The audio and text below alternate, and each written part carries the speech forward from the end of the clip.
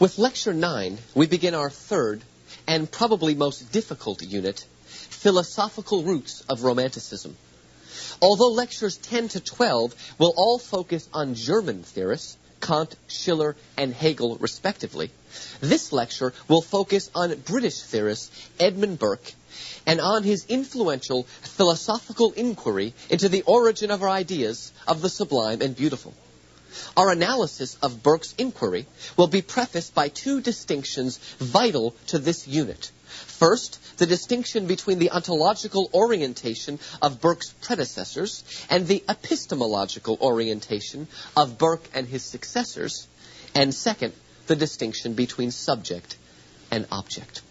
Now, I want to say this is a difficult lecture, and you may want to listen to this lecture twice, because it really sets the foundation for the whole unit. I'm going to begin by giving you a big statement, and then I'm going to slow down and go through it step by step. Here's the big statement. With Burke, we shift from an ontological, mimetic, objective approach to literature to an epistemological, pragmatic, subjective approach. Now, that's a mouthful. Let's slow down and sort of take that definition apart word by word. First of all, what does ontology, ontological is the adjective, what does ontology mean? It means in Greek, literally, the study of being. And ontology concerns itself with determining the essence of things, whether that essence be natural or supernatural. Ontology, the studying of being, it's interested in the essence of things, what they are, what they're made of, what the nature of them is. Now, you'll remember that mimetic theories are those that are concerned with the relationship between the poem and the universe. And mimetic theories are ontological in their approach, because they're interested in what the poem is. The poem is an imitation, they say. That's an ontological concern. Aristotle's goal to define precisely the proper nature and essence of a well-constructed plot, that's an ontological concern. What is the plot? What is the essence or nature of the plot? What is plotness? That is an ontological concern. Indeed, the Platonic Aristotelian debate over mimesis is really a debate over the ontological status of a work of art. In other words, they're both asking, what is a poem? That's the question they're asking. Now, according to one, it possesses its own substance and integrity. That's Aristotle's answer. Plato's answer is that no, it's just a shadow. But see, the debate, again, is over the ontological status of a poem. What is a poem? What is its nature or essence? Now, although neoclassical theory is partly pragmatic, remember the link between the poem and the audience, neoclassical art is partly pragmatic because it is concerned with the responses of the audience, with whether or not they've been taught and pleased. So it is partly pragmatic, but still, even neoclassical theory works within a philosophical framework that is essentially ontological. They're still trying to figure out what a poem is. Think about it. The rules of decorum that are laid down by Horace and Dryden and Pope are less concerned with audience response than with what a poem should be.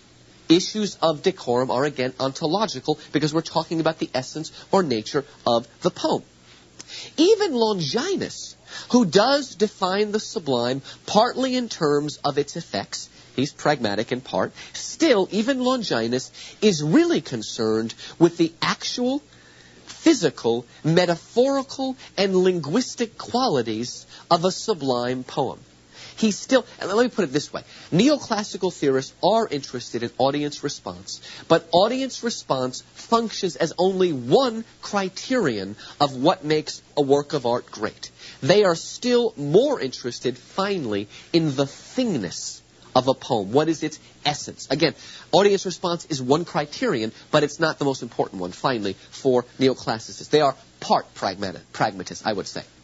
We will see at the end of this lecture that Burke's approach to the sublime is very different from Longinus's, and we'll get to that at the end.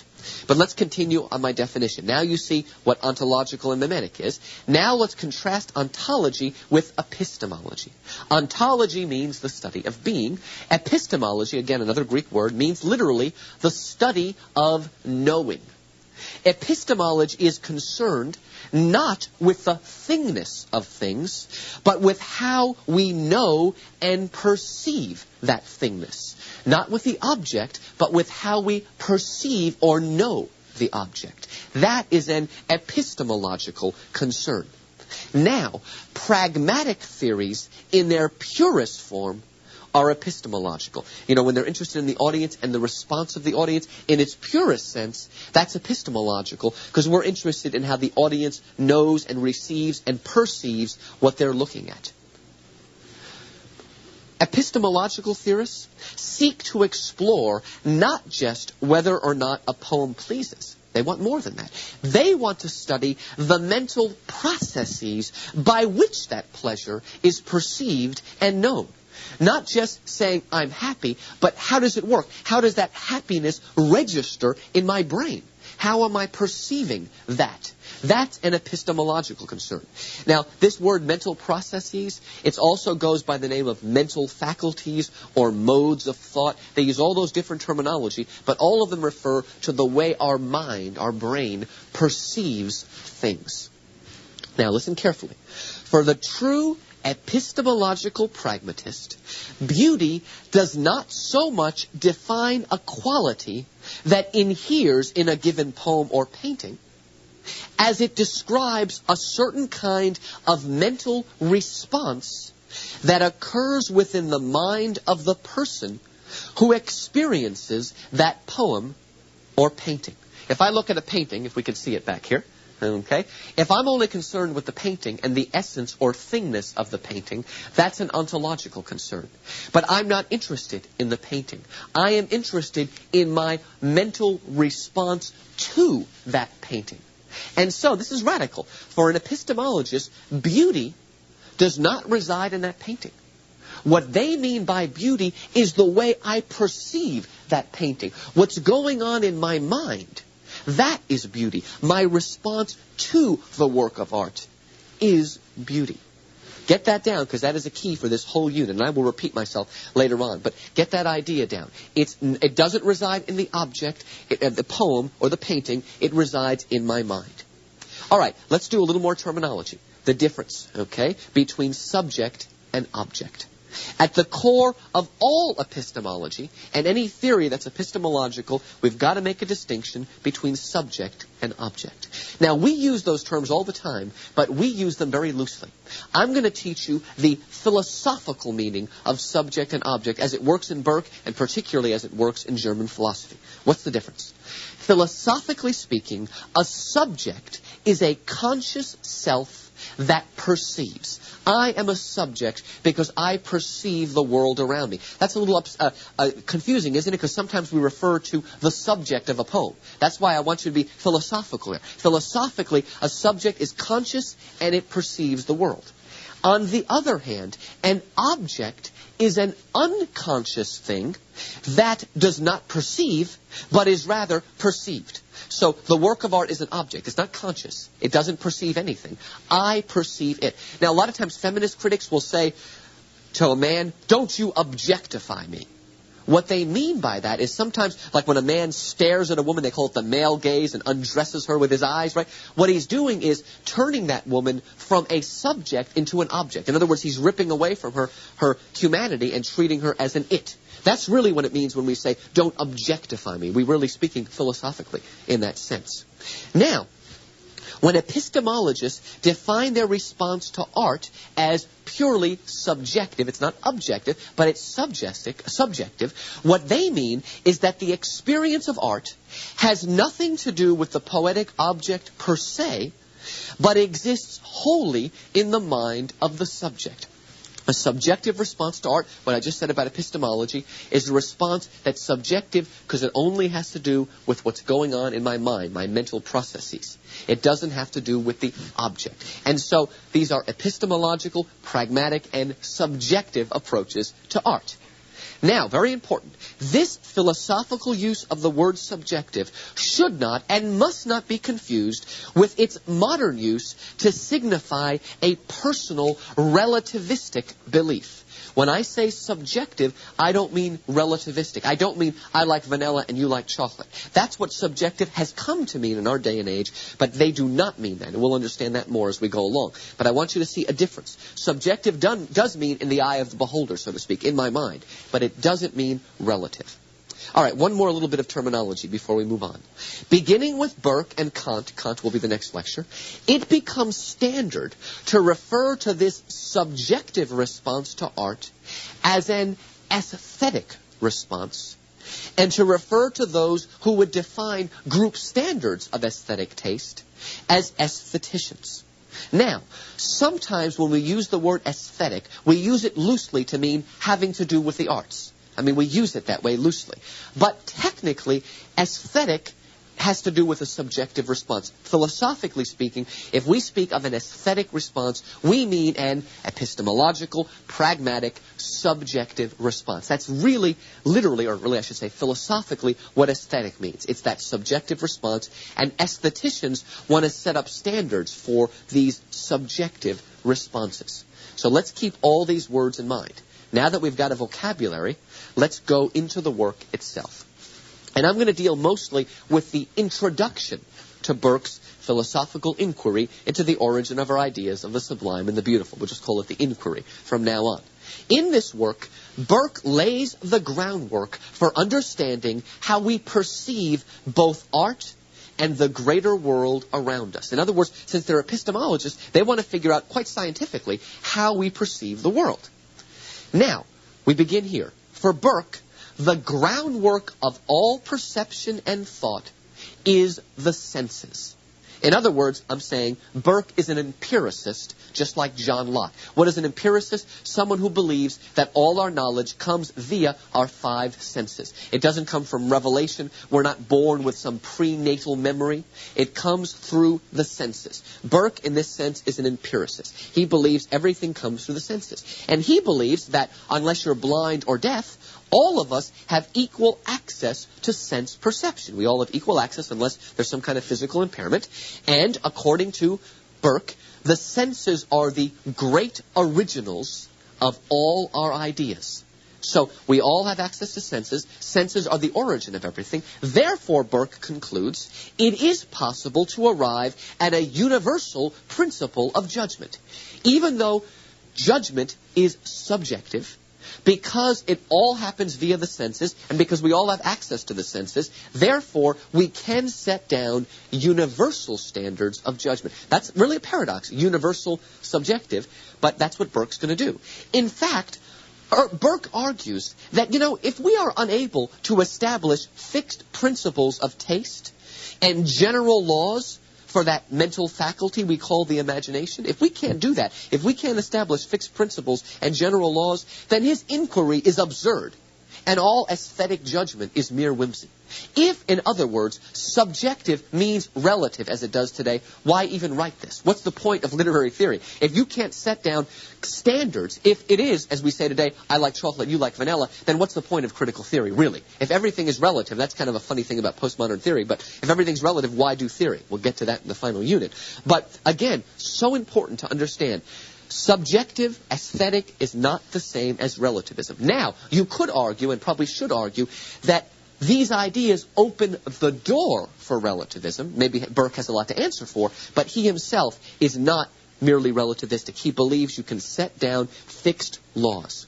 And what I want to do in this lecture is to trace how Burke moves from universal sense experience to universal principles of taste. How do we go from this subjective response in the senses and whatnot to a universal principle of taste? And you will notice that this movement is typical of epistemological theory, and interestingly, it betrays a desire for order and system that is as strong as that of Aristotle or Horace or Longinus or Pope. In other words, they are epistemologists and subjective, but they're still interested in order. Epistemology doesn't mean I feel good about art. You can still set down rules and regulations, so it's still very systematic. Again, that's kind of an oxymoron or paradox, but we'll see how Burke does it. All right. Burke begins here. According to Burke, all people perceive external objects in the same way. We all recognize that sugar is sweet and tobacco is bitter. And he argues we find more natural pleasure in the sweet than in the bitter. Now, he doesn't admit that habit can alter these perceptions. I don't think anybody really likes black coffee the first time they drink it, because coffee is very bitter, right? Same thing with tobacco. It's very bitter. But through habit, you can come to like the bitter. But you won't start going around saying, this black coffee is sweet. If you say that, you've lost your mind, okay? And so what he's saying is habit can never abolish our knowledge that tobacco is not sweet and sugar is not bitter. Now, if we start going around saying sugar is bitter and tobacco is sweet, then that means we're crazy or our senses are impaired. That might happen, but that's an exception to the rule. Most of us know what is sweet and know what is bitter. That's important because we all perceive objects in the same way. Now, the senses are the base. Based on the senses are the two powers of imagination and judgment. Senses are at the bottom. Radiating out of senses are imagination and judgment. And Burke spends a lot of time defining what these things are. First, let's look at imagination. Imagination is also called sensibility. Same thing. According to Burke, imagination or sensibility, what it does is it takes the raw material offered it by sense perception and then recombines that material in a new way. That's what the imagination is. It takes the senses and recombines them. Now, although the imagination can be quite inventive, it cannot produce anything new. It can only vary what is given it by the senses. So imagination is not prophecy or revelation. Imagination is stuck with the senses. All it can do is take what is given it and recombine it in a new, fanciful way. And so, he concludes, whatever affects our imagination powerfully, whatever brings us pleasure or pain, must have a similar effect on all men. Now, that's a huge leap, a huge assumption, but it is central, absolutely central, to Burke and the epistemological aesthetic project. Again, since imagination is based on the same raw material and cannot invent anything new, then we all should take pleasure and pain in the same things. Now, these assumptions have been under attack in the modern world, and we'll get to that really in our lecture on Kant. But again, this is a faith that underlies the whole philosophical system, not only of this lecture, but the next three that will follow in this unit. The faith, once again, that although we all perceive things separately, somehow we all perceive them the same. All right, let's one more thing about imagination. Imagination is linked primarily to immediate perceptions and has about it an almost childlike quality. The imagination is something that's direct and intuitive and childlike.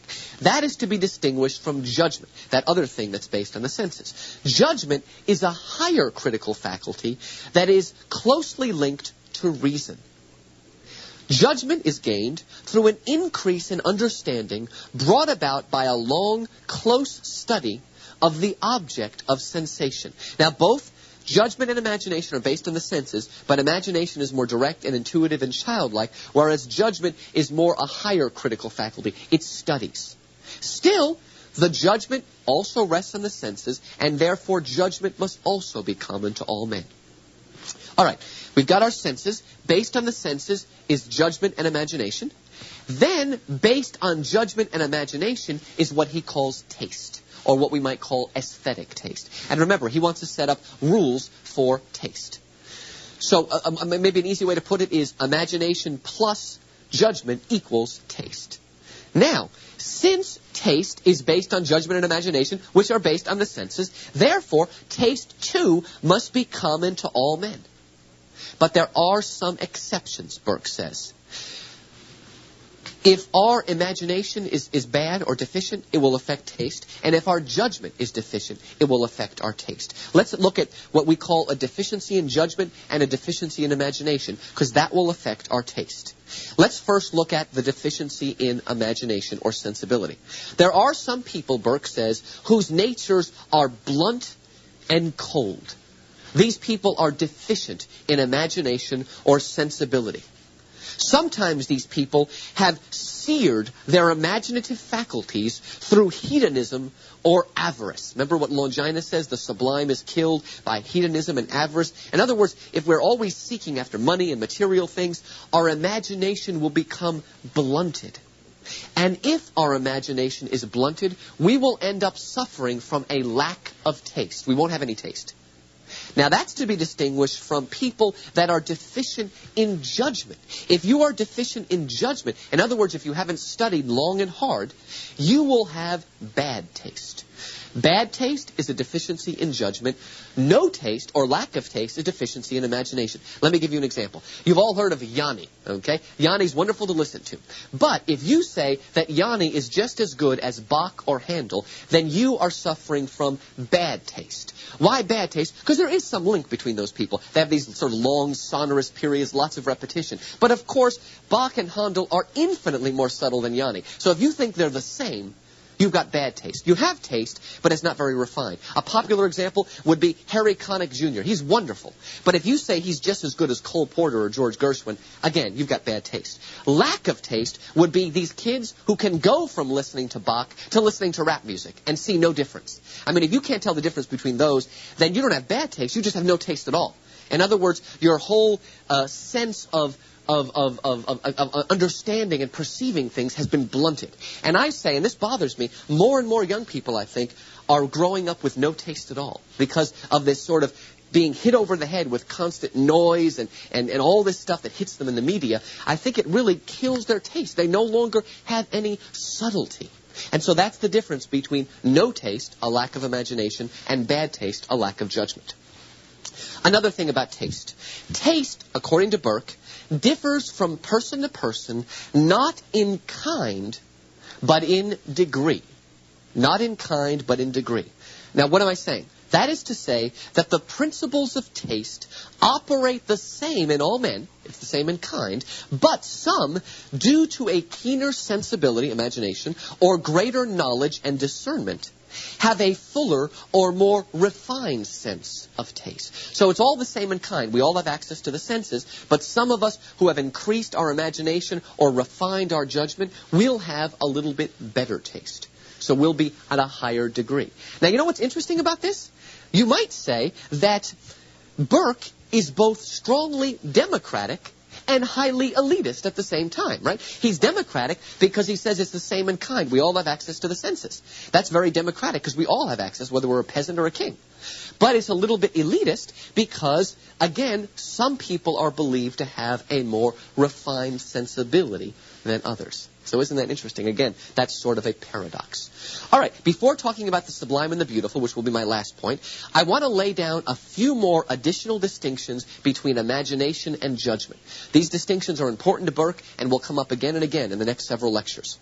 Some more differences. Imagination tends toward synthesis, whereas judgment tends towards analysis. In other words, imagination brings things together. It discovers and even creates unity in the midst of difference. There's a bunch of things, and imagination brings it together into a synthesis. Judgment, on the other hand, is more analytical. Judgment discerns subtle distinction in what appears to be uniform. Analysis is more scientific, right? It cuts down, it vivisects, it looks for differences. Imagination brings together, analysis draws apart into distinctions. Imagination affords more direct, unmediated pleasure than judgment. I mentioned before that the imagination is more childlike and it's less self-conscious. Judgment is more conscious. It studies, it looks. It's not unmediated, it's mediated. Still, and this is important, although Burke asserts that sensibility is essential to taste, Burke finally gives preference to judgment as the true foundation of taste. They're both important, but he thinks judgment is a little more important. Now, the reason I'm making a big deal about this is I'm calling these lectures the philosophical roots of Romanticism. And indeed, this is the root of Romanticism, but there's a big difference. We will see in later lectures that the Romantics will eventually shift this preference and will privilege imagination over judgment, synthesis over analysis, unmediated over mediated. But Burke, even though he's a root of Romanticism, is still living in the 18th century age of reason and enlightenment. And so it's no surprise that he prefers analysis and reason to imagination and sensibility. In Kant, that will also be the same case. Kant sets the way for the Romantics, but he himself is very 18th century. Now, in lectures 11 and 12, when we look at Schiller and Hegel, who are later Germans, they will be a little bit more romantic. But keep this in mind, since this is an analysis. All right, finally, the sublime and the beautiful. Burke, as you might imagine, defines the sublime and the beautiful in totally epistemological terms. In other words, for Burke, beauty and sublimity are not qualities of the object, as they finally are for Longinus. Rather, they are faculties of perception that can be categorized. The sublime and beautiful is something that happens in here, not in the painting or in the poem. Again, very important distinction. That sounds kind of strange to us, but that's what epistemology is, at least in aesthetic terms. Now, in other words, what Burke does is he defines the sublime as that which inspires in us feelings of terror. Sublimity is defined by the impact it has on us by the way we perceive it subjectively and epistemologically. Dark, gloomy, massive objects invoke in us an overwhelming feeling of power and infinity. Feelings that fill us with terror. This is what's going on in the mind, in the mental faculties. Terror produces in us a mental, emotional response that Burke calls astonishment. The sublime has this effect on us. You know, we're just like, we're thrown into a state of suspension. And in that moment, everything is suspended, and our mind is totally filled by an object or thought. When you look at the pyramids, it just overwhelms you, or maybe Niagara Falls. You're just overwhelmed. Your mind is just whoosh. That's the sublime. That experience of astonishment and being overwhelmed is the sublime. Now, interestingly, according to Burke, the sublime is not only experienced through our eye and our ear, but, believe it or not, it is also experienced through the senses of taste, smell, and touch. There are such things as sublime sounds or sublime tastes. Isn't it interesting? Here's the empirical thing. We can perceive the sublime through all 5 of our senses. Indeed, though sublimity is a mental experience, it manifests itself in our body by causing our hands to clench and our muscles to constrict. When we're in the presence of the sublime, we're scared, we're terrified. However, and this is important, for it to be sublime, there cannot be any actual terror. If we're really in danger, that's not the sublime, that's just terror. And by the way, Aristotle says the same thing about catharsis. If there's any real danger, there's not a catharsis. We're running. So the sublime, we're scared, but we're not running away. Everything clenches up, and we feel that. Now, on the other hand, the beautiful is that which inspires in us sentiments of tenderness and affection. And so, whereas the sublime is more masculine and is closely allied to pain, the beautiful is more feminine and is linked to pleasure and love. The way that Burke describes it, the beautiful is domestic rather than martial, having to do with war, like the sublime. According to Burke, small, smooth, bright things cause a softening and relaxing of the body. When we're in the presence of the sublime, we do this. When we're in the presence of the beautiful, how cute.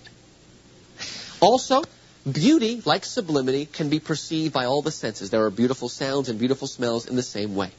Now, I have given you a very fast overview of what Burke takes like 150 pages to do. And I would really encourage you, if you enjoyed this lecture, to get a copy of the Philosophical Inquiry and read it. Because he is incredibly systematic about the sublime and the beautiful. I mean, he tells us everything. I mean, like I said, right down to sounds and smells, what is sublime and what is beautiful. And so it's really, really an interesting read. So I would encourage you, if you get a chance to read that you'll get some of the joy of criticism if you read Burke's Inquiry.